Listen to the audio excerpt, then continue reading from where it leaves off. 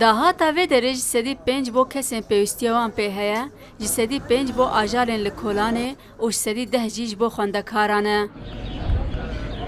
Ev nivîsa ser cema kafeya Jelama ku navê xwe ji çiyayekî parêzgeha Dêrsimê a Bakurê Kurdistanê wergirtiye, projeyeke 5 jinên bajêrin ku hinek ji wan li Almanya dijîn, hinek jî vegeriyane warê xwe.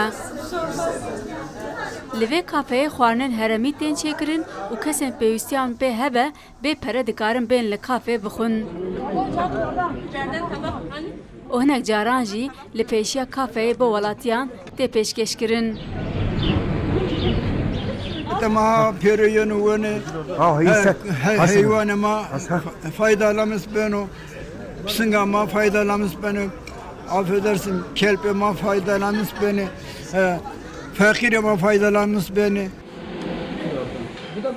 Hem welatiyên Dêrsimê hem jî kesên serdana bajêr dikin ji ber armanca kafeyê bo xwarinê vê kafeyê hildibijêrin. Ben bugün şehre ben de misafir olarak gelmiştim. Ez bi mêvanî hat bûm bajêr û dema min nivîsa xweşik al ser camê dît ez hatim min xwarin xwar. Karekî gelekî baş tê kirin. Tekrar dolaşıp tekrar burada yemek yemeye.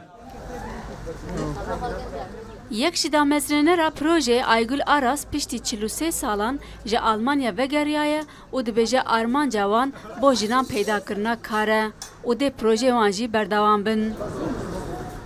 Hem mesela ponses baka des hermet kurene tede hem çoğu geçirmişkene domonluğu geçirmişkene sıkı peydemendik hani kazanzımara sıkı peydemendik yani gelirim giderim akışı sıkı peydemendik nadzanıma tevarrurayı dirim amacımı na millet ma durumu hırınıyor yardım dameti. Kafeya Jelama li kolana hunerê ya Dêrsimê hatiye vekirin û heft jin lê kar dikin. Li gel xwarinên xwecihî wek zilfet, şîresor, şîrekût, patîla, kutil, kofte, qelî û nanê sêlê şêrîniyê jî çê dikin. Di 2019 de jî bi heman armanca alîkariyê kafeyeke bi navê Zembûlê ku 14 jinan lê kar dikir hatibû vekirin.